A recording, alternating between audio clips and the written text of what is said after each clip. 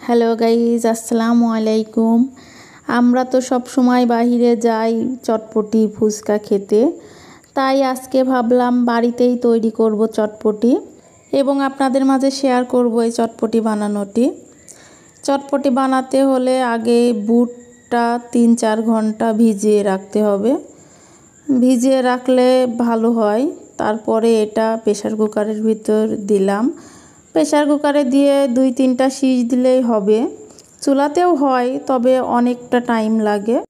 এখানে আমি পরিমাপ মতো পানি দেব। খুব বেশি পানি লাগে না, অল্প একটু দিলেই হয়। এবার প্রেসার কুকারটা আটকে আমি 2-3টা সিজ দেব। এরপরে আমি এখানে একটু রসুন, আদা, পেঁয়াজ, জিরি, গরম মশলা এগুলো আমি একটু শিলপাটায় বেটে নেব। বাটার পরে এখানে আমি 2টো ডাল নিয়েছি এবং দিলাম হাফ চা চামচ ধনিয়ার গুঁড়া, হাফ চা চামচ হলুদের গুঁড়া,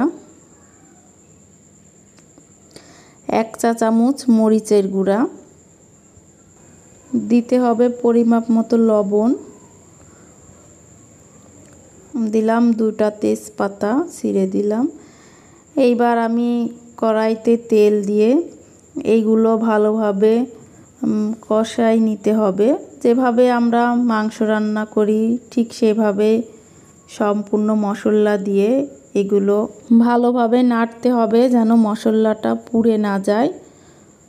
হালকা একটু পানি দিতে হবে, পুরা ভাব হলে আমি এখানে হালকা একটু পানি নিয়ে এবার আমি এই সিদ্ধ করা বুটগুলো এর ভিতরে ঢেলে দেব।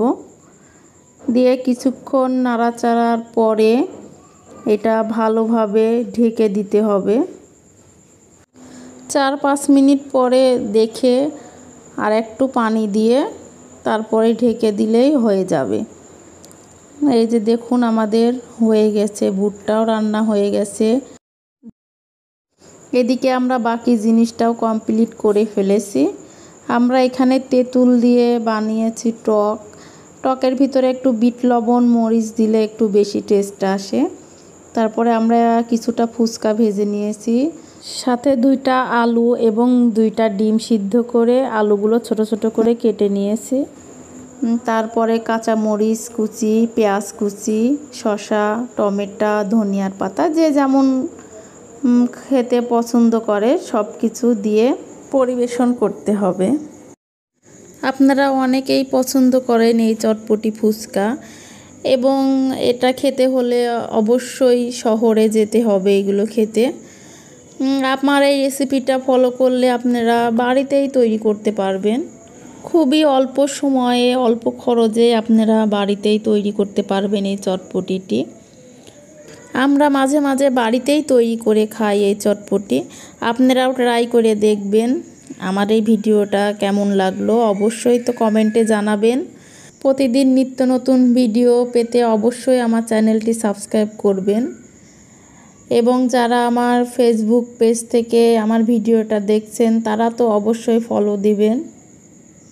কেমন হলো আজকের আমার এই ভিডিওটা অবশ্যই কমেন্টে জানাবেন। সকলেই ভালো থাকবেন, সুস্থ থাকবেন, নিয়মিত আমাদের সাথে থাকবেন।